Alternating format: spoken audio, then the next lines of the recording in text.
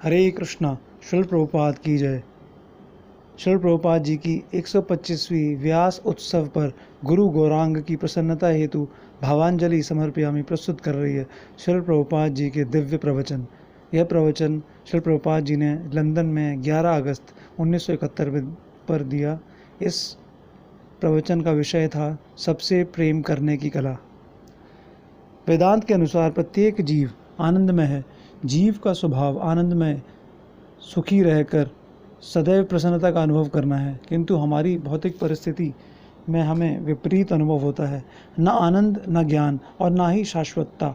किंतु ये तीन वस्तुएं शाश्वतता, आनंद एवं ज्ञान आध्यात्मिक अस्तित्व के लक्षण हैं। भगवान के शाश्वत धाम गोलोक वृंदावन में सब कुछ भूमि, जल, पेड़, फूल, गाय, ग्वाले श्री कृष्ण की आंतरिक शक्ति का विस्तार हैं।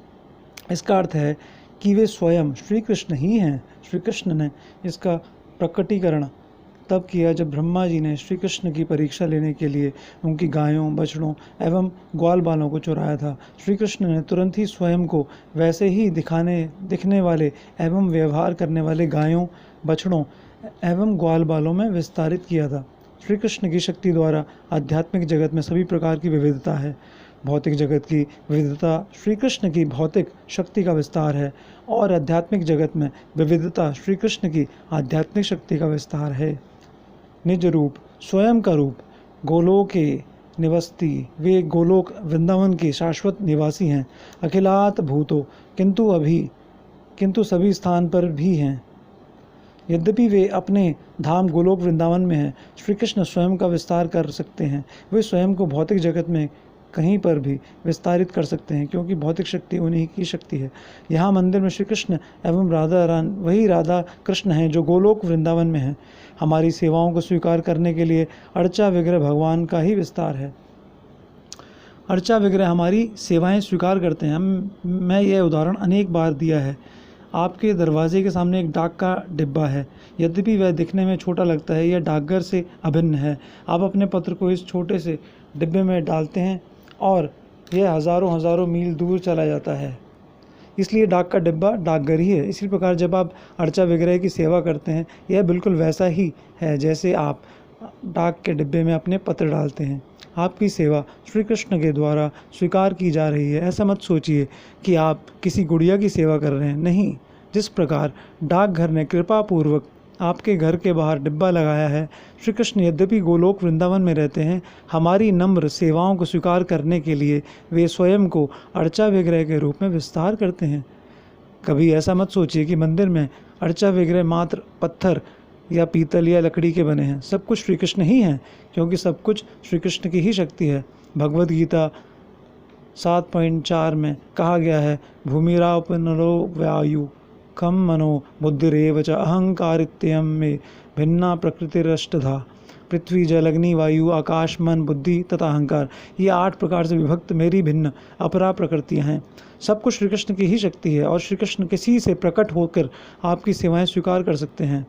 यह भगवद गीता का दर्शन है। श्री कृष्ण स्वयं पत्थर में से प्रकट हो सकते हैं, क्योंकि पत्थर उन्हीं की ही शक्ति है। यदि बिजली का बटन खुला है तभी आपको बिजली मिलेगी। इसी प्रकार श्री कृष्ण की शक्तियाँ सभी जगह हैं और आप उनकी शक्तियों का लाभ कहीं पर भी ले सकते हैं, किंतु तभी जब आपको ज्ञान है कि इसे कैसे लिया जाए। कृष्ण भावनामृत आंदोलन लोगों को शिक्षा दे रहा है कि कैसे श्री कृष्ण को प्रत्येक स्थान पर देखा जाए। गोविंदम आदि पुरुषम तमहम भजामि, मैं उन आदि पुरुष गोविंद का भजन करता हूँ जो स्वयं श्याम सुंदर श्री कृष्ण हैं। श्री कृष्ण को सर्वत्र देखने की तकनीक है कि हम उनके प्रति प्रेम विकसित करें। यदि आप यह सीख जाएंगे, इसका कोई महत्व नहीं रहेगा कि आप किस धर्म के हैं। इसका कुछ अर्थ ही नहीं रहेगा। हम ऐसा नहीं कहते हिंदू बन जाओ या मुस्लिम बन जाओ या ईसाई बन जाओ। नहीं, हम कहते हैं भगवत प्रेमी बन जाओ। भगवान को कैसे प्रेम करना है यह सीखो। आप सभी में प्रेम करने की प्रवृत्ति है, किंतु उसे सही स्थान पर नहीं लगाया गया है। भगवान के स्थान पर हम कुत्ते से प्रेम करते हैं, इसलिए हम सुखी नहीं हैं। जब आपकी प्रेम करने की प्रवृत्ति सही स्थान पर केंद्रित हो जाती है, आप सुखी हो जाते हैं। यह कृष्ण भावनामृत भगवत प्रेम है। स वै पुंसां परो धर्मो यतो भक्तिर्दोक्षजे अहत्तु क्या पथि हता ये आत्मा सुप्रसीदति। मानवता का परम धर्म यह है जिसके द्वारा लोग दिव्य भगवान के प्रति प्रेम एवं भक्तिमय सेवा विकसित कर सकें। स्वयं को पूर्णतः संतुष्ट करने के लिए ऐसी भक्तिमय सेवा बिना किसी हेतु के एवं बिना किसी रुकावट के की जानी चाहिए।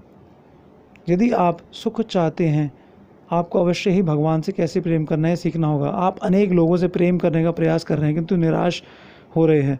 भगवान के बिना प्रेम का कोई भी वास्तविक लक्ष्य नहीं है। और यदि आप भगवान से करते हैं, स्वाभाविक रूप से आप सभी से प्रेम करते हैं, क्योंकि भगवान ही सब कुछ है। उदाहरणतः जब आप पेड़ की जड़ में जल डालते हैं, वह उसके सभी भागों में, टहनियों में, पत्तियों में, फूलों में चला जाता है। किंतु यदि आप पत्तियों पर जल डालते हैं, वह सभी भागों में वितरित नहीं होता।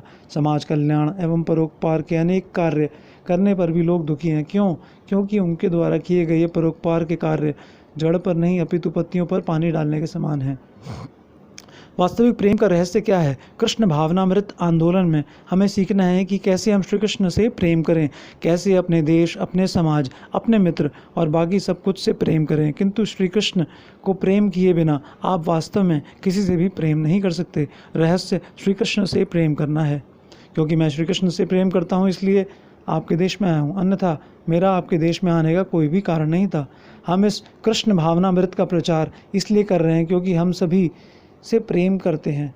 हम किसी से भेदभाव नहीं करते। हम पशुओं से भी प्रेम करते हैं। हम पशुओं की हत्या होते हुए नहीं देख सकते। यह हमारा संदेश का एक ही भाग है, मांसाहार नहीं। क्योंकि पशुओं की रक्षा करने के लिए हम पशुओं से भी प्रेम करते हैं। हम चींटी से भी प्रेम करते हैं क्योंकि हम कृष्ण से ही प्रेम करते हैं। कृष्ण भावनामृत की यही तकनीक है। यदि आप श्री कृष्ण से प्रेम करना सीख जाते हैं, आप सभी से प्रेम करेंगे, अन्यथा आपका प्रेम अधूरा रह जाएगा और आपको निराशा का सामना करना पड़ेगा। यह अत्यधिक वैज्ञानिक है और हमारी पद्धति अत्यधिक सरल है। हरे कृष्ण का कीर्तन करो, बस इतना ही। श्री कृष्ण और उनके नाम समान हैं, इसलिए हरे कृष्ण का कीर्तन करने का अर्थ है कि आप उनका संग कर रहे हैं। आप सभी के मूल के सीधे संपर्क में हैं। श्री कृष्ण के प्रति अपने प्रेम का विकास कर आप अपने समाज, अपने देश, अपने समुदाय, अपने परिवार, अपने पिता, अपने पति, अपने बच्चे, अपने मित्र सभी से प्रेम कर सकते हैं। वह प्रेम पूर्ण है और यह कभी भी समाप्त नहीं होगा। कृष्ण प्रेम इतना पूर्ण है कि यदि आप इसका वितरण करते हैं, यह और अधिक बढ़ता है। कृपया कृष्ण भावना मृत के दर्शन को समझने का प्रयास कीजिए। इसे समझाने के लिए हमारे पास पुस्तकें हैं और इसके साथ साथ हरे कृष्ण कीर्तन की सरल पद्धति भी है, जिसमें एक छोटा बालक भी भाग ले सकता है। इसमें एक अत्यधिक प्रकांड विद्वान भी भाग ले सकता है और एक मासूम बालक जो अशिक्षित है वह भी भाग ले सकता है। दोनों समान लाभ को प्राप्त कर सकते हैं। एक छोटा बालक जो अर्चा विग्रह के समक्ष जाकर ताली बजाकर नृत्य करता है, उसे भी वही लाभ प्राप्त होता है। ऐसा मत सोचिए कि वह सब बेकार है। अग्नि को चाहे कोई बच्चा छुए या बड़ा, उसका प्रभाव दोनों पर समान ही होता है। उसी प्रकार जो कोई भी मंदिर में आकर प्रणाम करता है, थोड़ा प्रसाद स्वीकार करता है, कीर्तन में भाग लेता है और श्री कृष्ण के विषय में श्रवण करता है, उसे आध्यात्मिक रूप से बहुत लाभ मिलता है। यही हमारी कृष्ण भावनामृत आंदोलन है। बहुत बहुत धन्यवाद। श्रील प्रभुपाद की जय।